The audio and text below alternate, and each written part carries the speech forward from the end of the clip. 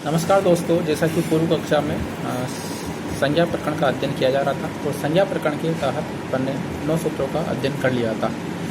अगला जो सूत्र है वो है तुल्यास्य प्रथम सवर्णम। तुल्यास्य प्रथम सवर्णम की यदि वृद्धि करते हैं तो वृद्धि देखने को मिलती है कि तालवादि स्थानानाम आभ्यंतर प्रयत्नश्चेत इति एतद्द्वयं यस्य एन तुल्यं तन्मितः सवर्ण संज्ञम स्यातः, अर्थात री री वर्णयो मितः सावर्ण्यम वाच्यम, अर्थात री और री इन वर्णों का जो संयुक्त वर्ण होता है उसे सावर्ण संज्ञक या सावर्ण संज्ञक वर्ण कहा जाता है। और सामान्यतया री और री के कुल 30 सवर्ण संज्ञक भेदों का उल्लेख यहाँ पर देखने को मिलेगा। इसके साथ में ही जो सूत्र का अर्थ है वो अर्थात तुल्यास्य अर्थात तालवादी अर्थात मनुष्य के कुछ वर्ण या वर्णों का उच्चारण स्थान यहाँ पर उल्लेखित किया गया है। तो तालवादी उच्चारण स्थान और आभ्यंतर प्रयत्नश्यते और प्रयत्न प्रकृष्टो यत्नः प्रयत्नः इति, तो और प्रयत्नः द्विधा, अर्थात जो प्रयत्न होते हैं वो 2 होते हैं, आभ्यंतर प्रयत्न और बाह्य प्रयत्नश्च, इनका भी उनका अध्ययन यहाँ पर किया जाएगा। और जो उच्चारण स्थान है, उच्चारण स्थान वो पाणिनिकृत अष्टाध्यायी में 8 प्रकार के उच्चारण स्थानों का उल्लेख किया गया है। और यहाँ पर श्लोक हैं उन उच्चारण स्थानों का कि अष्टौ स्थानानि वर्णानाम उरः कंठः शिरस्तथा जीवा मूलम च दंताश्च नासिका ओष्ठौ च तालु च, अर्थात अष्टौ स्थानानि अर्थात अष्टौ उच्चारण स्थानानि 8 उच्चारण स्थान कहे गए हैं। वर्णानाम अर्थात वर्णों के स्वर और व्यंजन दोनों के ही 8 प्रकार के उच्चारण स्थान कहे गए, या स्वर और व्यंजन का जो उच्चारण है या उत्पत्ति वो 8 प्रकार के उनके मुख के अंदर उत्पत्ति देखने को मिलती है। एक तो जो पहला जो वो है पूरा अर्थात हृदय के भाग से जिनकी उत्पत्ति होती है। दूसरा है कंठः अर्थात कंठ भाग से उत्पन्न होने वाले। तीसरा सिर अर्थात मूर्धन्य मुर्दा भाग से उत्पन्न होने वाले। चौथा जीवा मूलम अर्थात जीवा के माध्यम से जिन वर्णों की उत्पत्ति होती है। 5वां है दांताश्च अर्थात जिनकी वर्णों की उत्पत्ति दांत के द्वारा होती है, दंतव्य वर्ण। एक 6वां है नासिका अर्थात मनुष्य की नासिका नाक के द्वारा जिन वर्णों की उत्पत्ति होती है वो है नासिक वर्ण। 7वां है ओष्ठ अर्थात जिन वर्णों की उत्पत्ति मनुष्य के ओठों से होती है वो ओष्ठ वर्ण। और अगला है तालु अर्थात कुछ वर्ण ऐसे होते हैं जो मनुष्य की जीवा के माध्यम से या जीवा जब तालु भाग को स्पर्श करती है तो वहाँ से मनुष्य के तालव्य वर्णों की उत्पत्ति देखने को मिलती है। अब उच्चारण स्थान जो कहे गए या वर्णों का किस प्रकार परिगणना की जाए उसके लिए व्याकरणोचार्यों द्वारा छोटे छोटे सूत्रों का यहाँ पर उल्लेख देखने को मिलता है। उच्चारण स्थान के भी छोटे छोटे सूत्र कहे गए और प्रत्येक सूत्र के माध्यम से उस उच्चारण स्थान का यहाँ पर नामोल्लेख देखने को मिलेगा। और जो सूत्र होगा उन सूत्रों में उसी उच्चारण स्थान की वर्ण भी यहाँ पर देखने को मिलेगी। तो जो पहला जो उच्चारण स्थान है वो है कंठः। कंठः अर्थात जो मनुष्य के गले के मध्य में एक छोटा सा भाग लटका रहता है जिसे काकल भी कहा जाता है। तो कंठः जो वर्ण होते हैं वो होते हैं अ कु व विसर्जन्यानाम कंठः, अर्थात अ वर्ण कु अर्थात क वर्ग क ख ग घ। उसके बाद में ह वर्ण ह अर्थात व्यंजन जो ह वर्ण होता है अंतिम वर्ण। उसके बाद में विसर्ज अर्थात जो विसर्ग वर्ण होता है, जो विसर्ग होता है उसका उच्चारण स्थान मुख्यतः कंठ से किया जाता है। अगला जो उच्चारण स्थान है वह तालु। तालु के लिए सूत्र का गए ईचु ऐसा नाम तालु अर्थात ई वर्ण। उसके बाद चु अर्थात च वर्ग च छ ज या।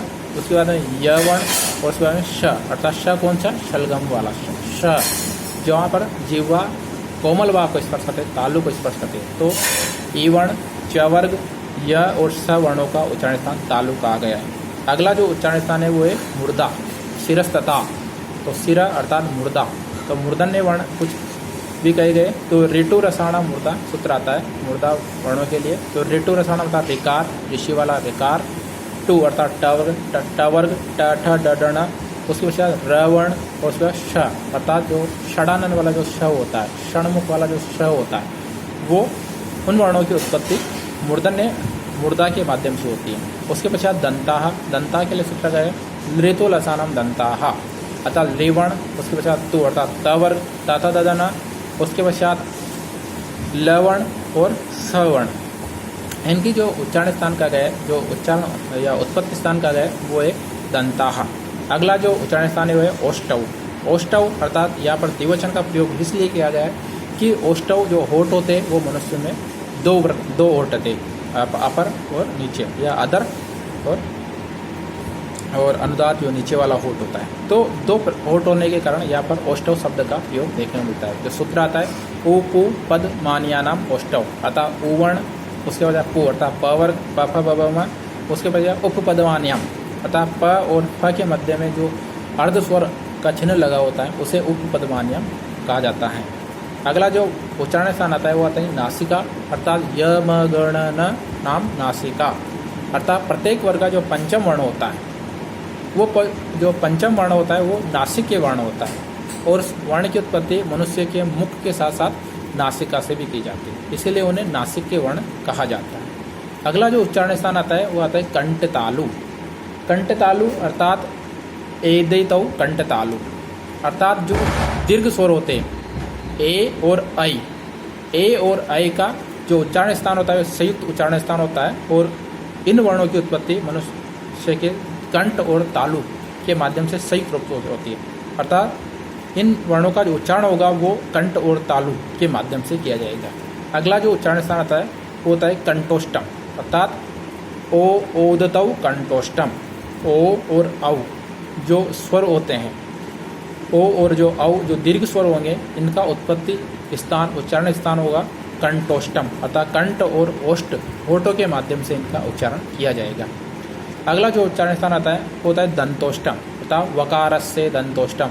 व जो वर्ण होता है जो अंतस्थ वर्ण होता है वह इस अंतस्थ व वर्ण का उच्चारण स्थान देखने में होता है दंतोष्टम अर्थात दंत दांत और होठों को मिलाकर जिस वर्ण की उत्पत्ति होती है, जैसे व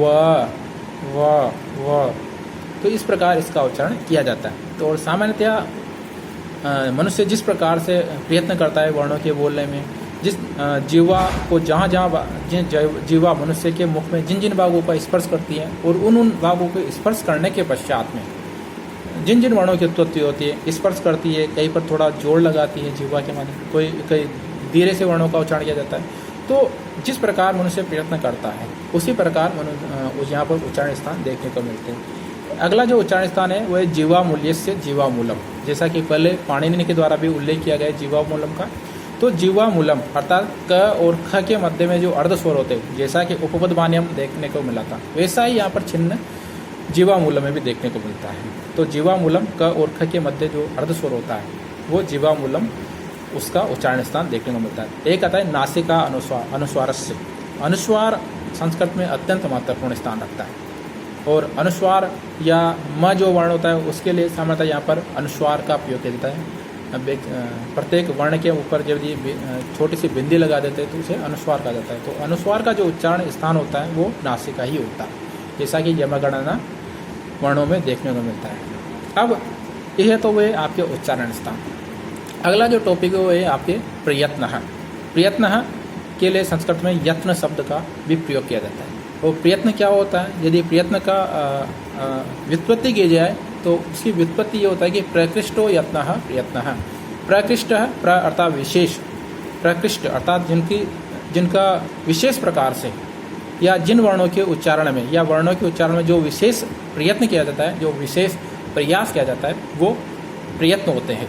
यत्न अर्थात प्रयास करना, और प्रयास भी किस प्रकार का होगा, वो प्रकृष्ट होगा, वो विशेष प्रकार का प्रयास होगा। तो मनुष्य या मानव जब मानव के हृदय भाग से जब वर्णों की उत्पत्ति होती है, क्योंकि जो मूल भाग है, जो उद्गम स्थान है वो मनुष्य का हृदय भाग होता है, और हृदय भाग से उत्पन्न होने के पश्चात मनुष्य जिस प्रकार से जितना प्रयत्न करता है वर्णों को मुख भाग तक लाने की, और मुख भाग के अनंतर मनुष्य जितना प्रयत्न करेगा वो प्रयत्न या वो जो होगा वो प्रयत्न करेगा, जो प्रयास करेगा वो ही प्रयत्न होंगे। और प्रयत्नश्चो द्विधा हस्ता, और जो प्रयत्न करें वो व्याकरणाचार्य द्वारा दो प्रकार के प्रयत्नों का उल्लेख किया गया है। एक तो होता है आभ्यंतर प्रयत्न और दूसरा जो होता है वो होता है बाह्य प्रयत्न।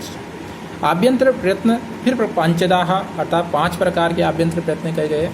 उसमें जो या आभ्यंतर प्रयत्न को ऐसे भी समझा जा सकता है कि मनुष्य या वर्णों के उच्चारण में या वर्णों के उच्चारण या वर्णों की उत्पत्ति करने के लिए या मनुष्य या हृदय भाग से मुख भाग तक वर्णों के उच्चारण में मनुष्य जो प्रयत्न करता है वो आभ्यंतर प्रयत्न होता है। और आभ्यंतर प्रयत्नों से पंचदा भवति अर्थात 5 प्रकार के आभ्यंतर प्रयत्न किए गए।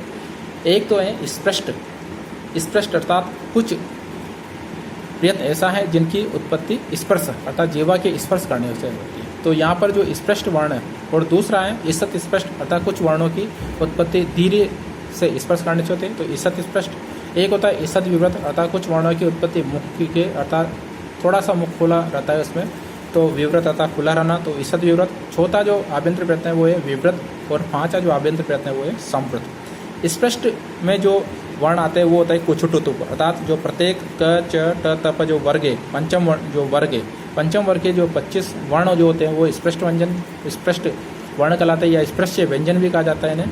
दूसरा जो है वो है ईसद स्पृष्ट, स्पृष्ट ईसद स्पृष्ट में जो वर्ण आते हैं वो आते हैं अंतस्थ, इन्हें बोला जाता है, या यण प्रत्याहार जिसे कहा जाता है, यर लव, ये जो वर्ण होते हैं, या यर लव ये अर्धस्वर भी बोले जाते हैं। तो अंतस्थ, अर्धस्वर या यण जो प्रत्याहारों का जो प्रयत्न होता है वो होता है ईसद स्पष्ट।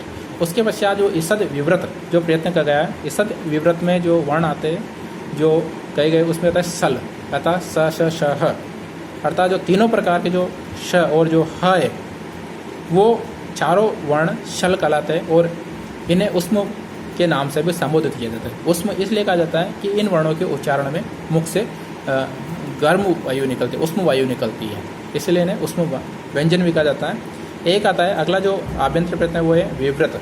विव्रत अर्थात अ ई उ री री ए आई ओ और औ, अर्थात जो अच हैं, अच प्रत्याहार है, जो स्वर हैं, संपूर्ण स्वर जो हैं वो विव्रत आभ्यंतर प्रयत्न के तहत उनकी गणना की जाती है। अगला जो है वो है संवृत।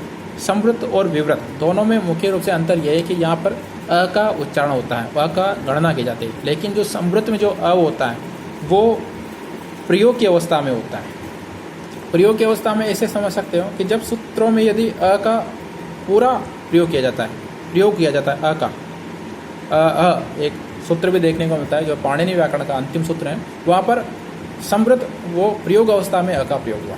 किंतु यदि प्रक्रिया अवस्था में अ का प्रयोग किया जाता है तो वो जो प्रक्रिया अवस्था में अ का प्रयोग होगा वो विव्रत होगा, अर्थात अ की मात्रा जहाँ पर लगेगी प्रक्रिया अवस्था में जो आएगा वो अ विव्रत होगा, और जहाँ पर प्रयोग की अवस्था में जब या का प्रयोग किया जाता है तो वो संवृत होगा। अगला जो दूसरा जो यत्न का प्रकार है वो ये बाह्य प्रयत्नश्च, और बाह्य प्रयत्नश्च एकादश संति, अर्थात बाह्य प्रयत्न जो होता है वो संख्या में 11 कही गए हैं। छोटे छोटे सूत्र हैं इनके लिए, यद्यपि यदि 11 को अलग अलग प्रकार से इनका वर्गीकरण करते हैं, याद करते हैं, स्मरण करते हैं तो थोड़ी कठिनाई होती है, किंतु यदि सूत्रों के माध्यम से इनको याद किया जाए, कंठस्थ किया जाए तो अच्छा रहता है, सरल रहता है इसमें। तो 3-3 का इसमें अपन जोड़ा बनाते हैं, कुछ 3 और 3 6 बाह्य प्रयत्न ऐसे हैं जिनके 2 सूत्रों के माध्यम से उनकी गणना की जाती है। कुछ उदात अनुदात स्वरित भी, जैसा कि पहले भी अध्ययन किया जा चुका है, उसमें स्वरों की गणना होती है। उदात अनुदात स्वरित अर्थात जो स्वर होते हैं, अल्प प्राण होते हैं, इसी प्रकार महाप्राण होता है। तो प्रारंभ करते हैं बाह्य प्रयत्न से, अर्थात सूत्र आता है खरो विवारा श्वासा अघोषा, अर्थात खरो अर्थात जो खर प्रत्याहार होता है, खर प्रत्याहार में विवार, श्वास और अघोष ये 3 प्रकार के बाह्य प्रयत्नों के लिए खर प्रत्याहारों का वर्गीकरण किया जाता है। या खर प्रत्याहार में जो वर्ण आते हैं वो आते हैं प्रत्येक वर्ग का प्रथम और द्वितीय वर्ण, और उसके बाद में ऊष्म वर्ण। दूसरा जो तो 3 प्रकार के बाह्य प्रयत्नों के विवार, श्वास और आघोष। अगला जो बाह्य प्रयत्न 3 और जो अगले आएंगे वो है संवार, नाद और घोष, उनके विपरीत है। तो इसका सूत्र आता है असह श्वारा नादा घोषा, अर्थात हस प्रत्याहार जो होगा, हस प्रत्याहार के वर्ण में क्या है संवार, नाद और घोष। तो हस प्रत्याहार में वर्गों के प्रत्येक वर्ग का तृतीय और चतुर्थ और पंचम वर्ण ये, और जो वर्ण आता है तो तृतीय, चतुर्थ और पंचम जो वर्ण होंगे वो हस प्रत्याहार में होंगे, और संवार और नाद घोष इनमें हस प्रत्याहार का उल्लेख देखने को मिलेगा। अगला जो बाह्य प्रयत्न वो है उदात अनुदात स्वरित, जैसा कि जो स्वर होते हैं, अच होते हैं, उनकी गणना उदात अनुदात और स्वरित के माध्यम से होती है। अगला जो बाह्य प्रयत्न वो है अल्प प्राण, अर्थात जिन वर्णों की उत्पत्ति या अल्प प्राण या जिन वर्णों का उच्चारण धीरे से किया जाता है, धीमे से किया जाता है, वो अल्प प्राण होते हैं। अल्प प्राण में प्रत्येक वर्ग का प्रथम और तृतीय और पंचम वर्ण, और इसके अलावा जो वर्ण आते हैं वो होते हैं अंतस्थ जो वर्ण होंगे, यर लव, अर्धस्वर जो वर्ण होंगे वो भी अल्प प्राण के माध्यम से उनका उच्चारण किया जाता है, प्रयास किया जाएगा। अगला जो है वो है महाप्राण। महाप्राण में का जो वर्णों का उच्चारण होगा वो दीर्घतया से होगा, जोर से उनका उच्चारण किया जाता है, दीर्घ श्वास के माध्यम से उनका उच्चारण किया जाता है।